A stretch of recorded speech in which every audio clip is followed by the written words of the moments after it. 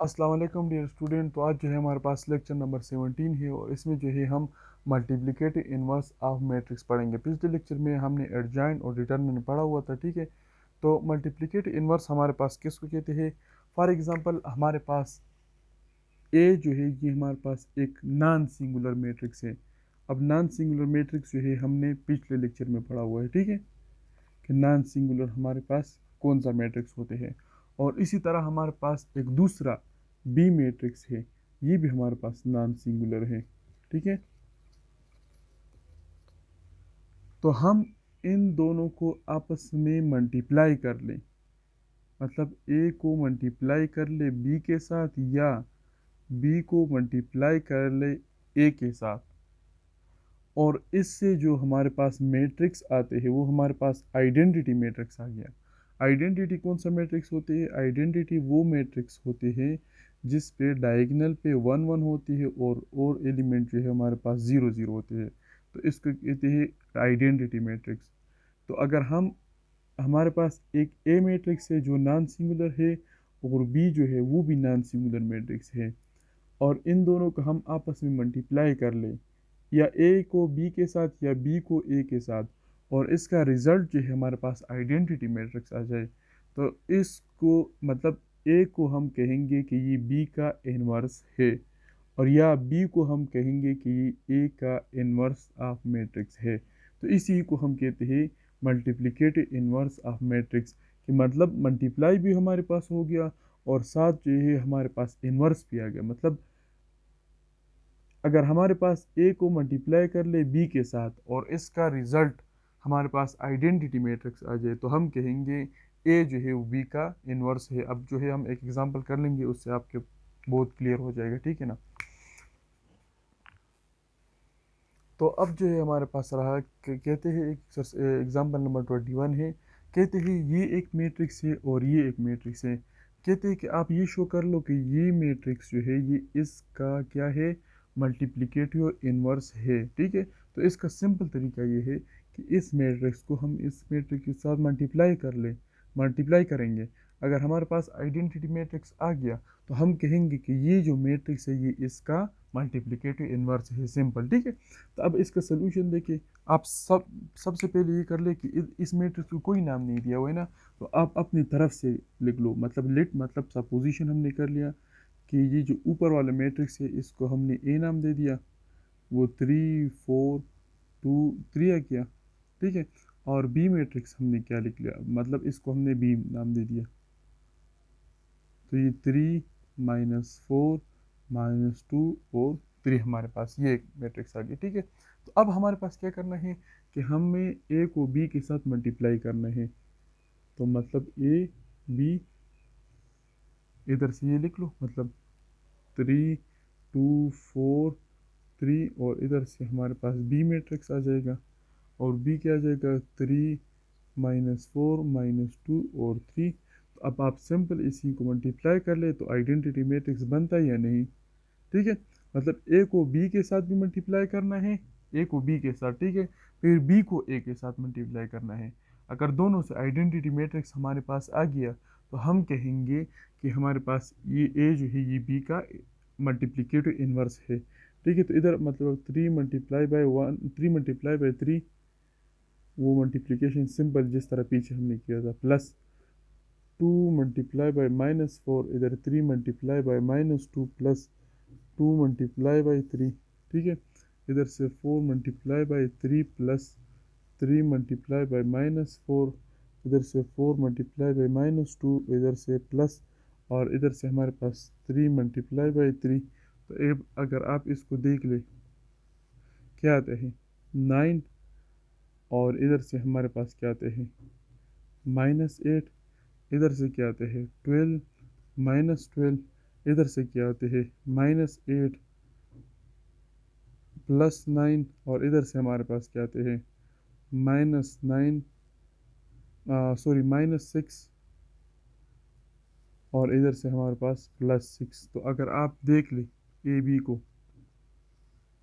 तो ये हमारे पास 1 1 0 0। तो हमारे पास आइडेंटिटी मैट्रिक्स बन गई या नहीं? मतलब हम ये लिखेंगे ए बी को जब हमने मल्टीप्लाई कर लिया तो हमारे पास क्या गया, आइडेंटिटी मैट्रिक्स आ गया। तो हम ये कह सकते हैं कि ए जो है ये बी का मल्टीप्लिकेटिव इन्वर्स है। तो बी को इस तरह सिंपल लिखेंगे और इन्वर्स का मतलब ये है ए, और इस ऊपर जो है 1 लिखेंगे और साथ माइनस साइन हम डालेंगे, ठीक है ना। ये असल में इस तरह होते हैं, ये इस तरह होते हैं, देख ले, ये होते हैं बी इक्वल टू 1/a, ये इस तरह होते हैं। तो जब हम ऊपर ले जाते हैं तो ये -1 बच जाते हैं, ठीक है। तो हमने प्रूव कर लिया कि ए जो है ये बी का जो है वो मल्टीप्लिकेटिव इन्वर्स है, ठीक है ना। तो ये हमारे पास रहा इसकी एग्जांपल। आप फिर बी को ए के साथ मल्टीप्लाई कर ले, फिर भी हमारे पास आइडेंटिटी मैट्रिक्स आएगा, ठीक है ना। तो इसको ही हमने नाम दे दिया multiplicative inverse of a matrix. तो ये हमारे पास सिंपल मतलब एक तरीका ये है जिसमें हमारे पास शो करना है, ठीक है। और दूसरा जो है हमारे पास एडजॉइंट तरीका है, एडजॉइंट तो उसी से जो है फिर मल्टीप्लिकेटिव इन्वर्स ऑफ मैट्रिक्स हम फाइंड करेंगे। तो ये अब हम एक जो है मल्टीप्लिकेटिव इन्वर्स मतलब एक, अगर आपके पास एमसीक्यूज आ जाए और आपको कहा जाए कि ये हमारे पास एक मैट्रिक्स ए है, ठीक है, आप हमें ये बता दें डायरेक्टली कि इसमें इसका कौन सा मल्टीप्लिकेटिव इन्वर्स है। तो अब जो है एमसीक्यूज के दौरान जो है उसके लिए 10 मिनट होते हैं, उस तरह ये नहीं हो कि आप पहले इसको मल्टीप्लाई कर ले, फिर इसको मल्टीप्लाई कर ले, फिर इसको मल्टीप्लाई कर ले, ठीक है। तो इसके लिए शॉर्टकट छोटा सा क्या है कि आपके पास सबसे पहले ये डायगोनल एलिमेंट हमारे पास जिस तरह है नीचे ऑप्शन में, आप उसी को ढूंढ लें। तो अगर हम ढूंढ लें तो एक इसमें इस तरह है,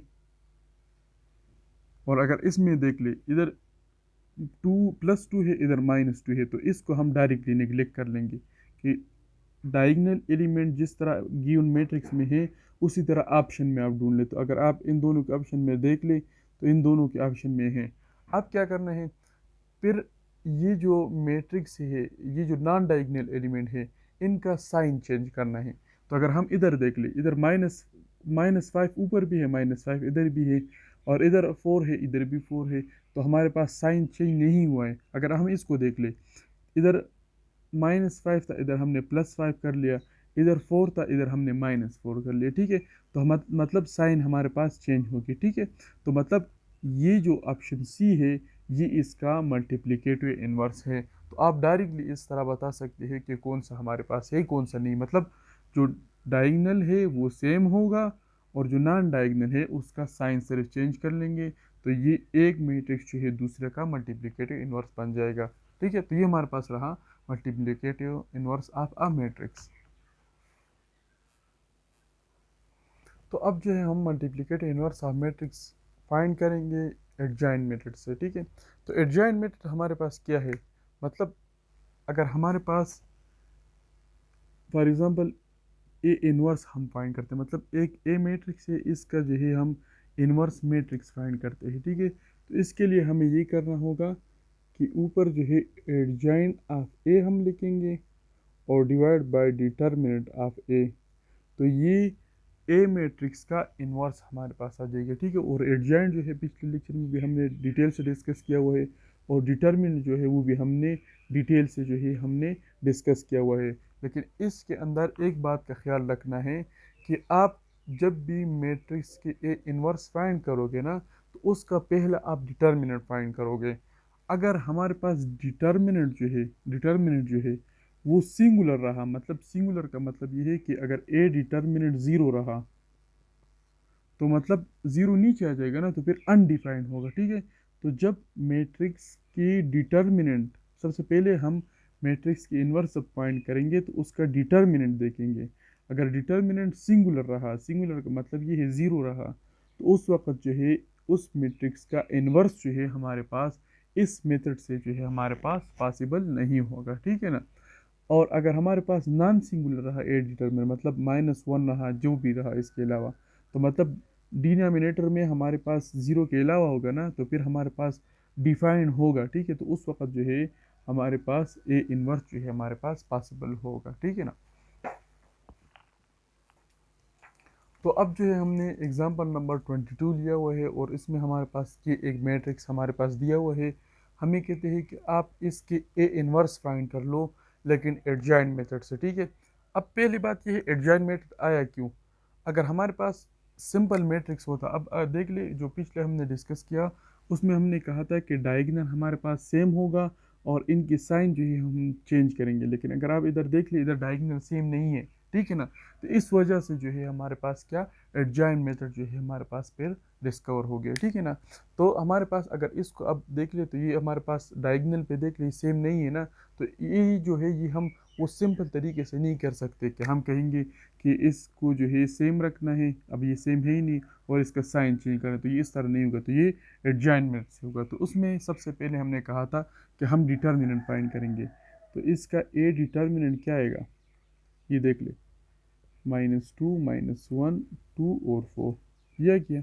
अब आप इसको मल्टीप्लाई कर ले, -2 मल्टीप्लाई बाई 4 और दरम्यान में माइनस और 2 मल्टीप्लाई बाई -1 जो नॉन डायगोनल है। तो इधर अगर आप देख ले क्या आएगा, इधर हमारे पास -8 और इधर से माइनस इंटू माइनस +2, तो हमारे पास क्या गया 6 आ गया, मतलब ए डिटर्मिनेंट क्या गया 6। और जो कि हमारे पास हम कहेंगे ए इज़ नॉन सिंगुलर, तो मतलब इसका सो ए इनवर्स एग्जिस्ट, मतलब ए इनवर्स जो है हमारे पास एग्जिस्ट करता है क्योंकि ए का डिटर्मिनेंट जो है वो ज़ीरो नहीं है, ठीक है ना। तो अब ये हमारे पास ए डिटर्मिनेंट आ गया, मतलब उसको हम अपने पास लिखेंगे, वो क्या है ए का डिटर्मिनेंट, वो हमारे पास आ गया 6, ठीक है। इधर जो है सॉरी मैंने गलती से जो है मतलब 2 लिखा है, तो अब आपके बुक के एग्जाम्पल में जो है वो 3 है, ठीक है। सिंपल 3 कर ले, ये देख ले इधर भी 3 कर ले, ठीक है। तो ये हमारे पास 3 1 जार 3, तो इसका आंसर हमारे पास आ जाएगा -5, ठीक है। तो ए डिटर्मिनेंट क्या आ जाएगा -5, और कोई मसला नहीं है, ठीक है। लेकिन मैंने आपको पहले कहा था कि आपका बुक एग्जाम्पल उठाए हुए, तो उस वजह से जो है इधर मैंने 2 की जगह पर 3 लिखा, 3 की जगह पर 2 लिखा हुआ था, ठीक है ना। तो एक बात जो है इसके अंदर तो पूरा हो गया, मतलब ए डिटर्मिनेंट फाइंड हो गया और नॉन सिंगुलर आ गया। अब जो है एडजॉइंट फाइंड करने, तो एडजॉइंट का सिंपल तरीका है adjoint of A equal to, मतलब इन दोनों की जो जगह है वो चेंज करना है 4 -2, और इन दोनों की जो है साइन चेंज करना -3, और इधर हमारे पास 1 आ जाएगा, ठीक है। तो ये हमारे पास रहा एडजॉइंट ऑफ ए। तो हमारे पास क्या करना है, हमारे पास मल्टीप्लिकेट इनवर्स ये फाइंड करने हैं असल में, तो हम क्या लिखेंगे A inverse equal to adjoint of A divide by determinant of A. तो एडजॉइंट हमारे पास क्या गया 4 -3, इधर 1 और इधर 2, और डिवाइड बाय डिटर्मिनेंट क्या है -5, ठीक है। तो ये हमारे पास रहा ए इनवर्स, या इसी को आप यूँ भी लिख सकते हो कि हर मतलब 4 डिवाइड बाई 5 1 डिवाइड बाई -5, ठीक है। और इधर से हमारे पास -3 डिवाइड बाई -5, ठीक है। ये कट जाएगा तो हमारे पास प्लस बन जाएगा, और इधर से -2 डिवाइड बाई -5, ठीक है। तो ये भी यहाँ से कट जाएगा और 2/5 हमारे पास रह जाएगी, ठीक है।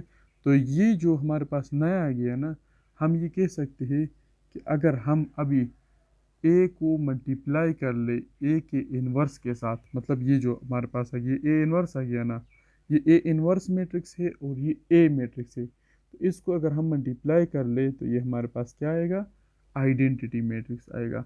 अगर आपको यकीन नहीं आ रहा तो इसको इसके साथ मल्टीप्लाई कर ले, आप देख लेंगे आइडेंटिटी मैट्रिक्स आएगा। और हमने ये कहा है कि जब भी आइडेंटिटी मैट्रिक्स आ जाए तो हम कहेंगे कि एक मैट्रिक्स जो है ये दूसरे का क्या है इन्वर्स है।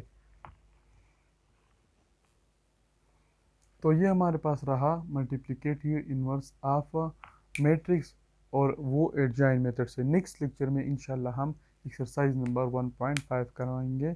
ओके जी, अल्लाह हाफिज़।